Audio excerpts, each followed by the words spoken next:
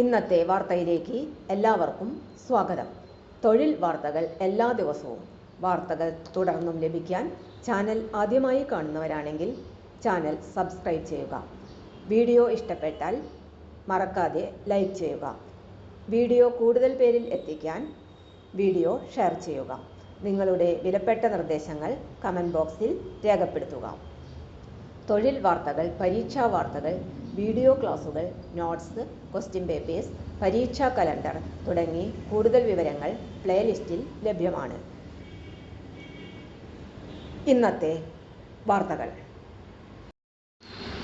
ജഡ്ജിമാരുടെ PA, registrar ജനറലിൻ്റെ private secretary തുടങ്ങി അനേകം ഒഴിവുകൾ. ശമ്പളം 2 ലക്ഷത്തിനും മുകളിൽ. മദ്രാസ് ഹൈക്കോടതി പേഴ്സണൽ അസിസ്റ്റന്റുമാരുടെ നിയമനത്തിനുള്ള വിജ്ഞാപനം പുറപ്പെടുവിച്ചു.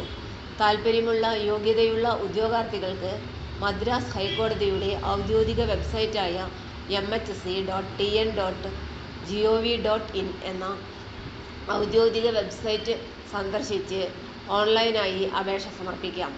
ജഡ്ജിമാരുടെ പേഴ്സണൽ അസിസ്റ്റന്റ്, രജിസ്ട്രാർ ജനറലിൻ്റെ പ്രൈവറ്റ് സെക്രട്ടറി, രജിസ്ട്രാർമാർക്ക് പേഴ്സണൽ അസിസ്റ്റന്റ്, ഡെപ്യൂട്ടി രജിസ്ട്രാർമാർക്ക് പേഴ്സണൽ ക്ലർക്ക് തുടങ്ങിയ വിവിധ തസ്തികകളിൽ ആയിരിക്കും നിയമനം.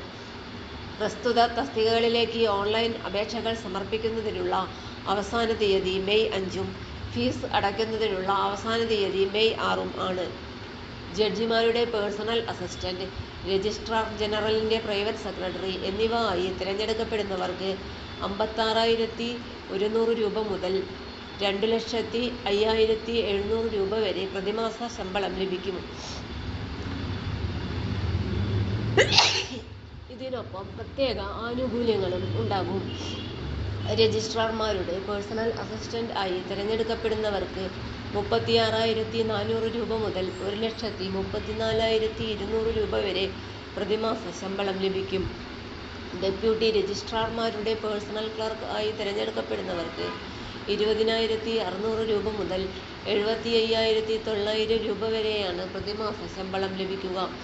ജഡ്ജിമാരുടെ പേഴ്സണൽ അസിസ്റ്റന്റ്, രജിസ്ട്രാർ ജനറലിൻ്റെ പ്രൈവറ്റ് സെക്രട്ടറി എന്നീ തസ്തികകളിലേക്ക് അപേക്ഷിക്കാൻ 1,200 രൂപയും, പേഴ്സണൽ അസിസ്റ്റന്റ്, രജിസ്ട്രാർ തസ്തികയിലേക്ക് അപേക്ഷിക്കാൻ 1,000 രൂപയും, പേഴ്സണൽ ക്ലർക്ക്, ഡെപ്യൂട്ടി രജിസ്ട്രാർ തസ്തികയിലേക്ക് അപേക്ഷിക്കാൻ 800 രൂപയും അപേക്ഷാ ഫീസ് നൽകണം.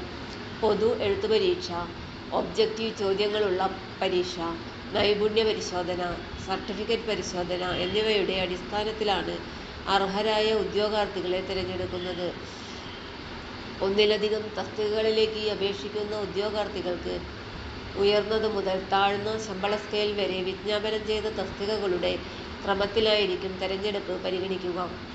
അപേക്ഷകരുടെ പ്രായപരിധി 2025 ജൂലൈ 1-ന് 18 വയസ്സ് തികഞ്ഞിരിക്കണം.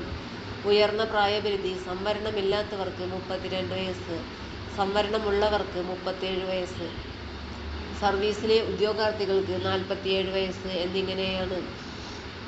തെരഞ്ഞെടുക്കപ്പെട്ട ഉദ്യോഗാർത്ഥികളെ ഹൈക്കോടതി പ്രിൻസിപ്പൽ സീറ്റ് മദ്രാസ്, ചെന്നൈ, മദ്രാസ് ഹൈക്കോടതിയുടെ മധുര ബെഞ്ച്, മദ്രാസ് എന്നിവിടങ്ങളിൽ ആയിരിക്കും നിയമിക്കുക.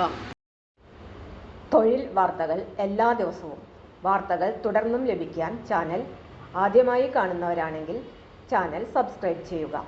വീഡിയോ ഇഷ്ടപ്പെട്ടാൽ ലൈക്ക് ചെയ്യുക. വീഡിയോ കൂടുതൽ പേരിൽ എത്തിക്കാനായി ഷെയർ ചെയ്യുക. നിങ്ങളുടെ വിലപ്പെട്ട നിർദ്ദേശങ്ങൾ കമൻറ്റ് ബോക്സിൽ രേഖപ്പെടുത്തുക.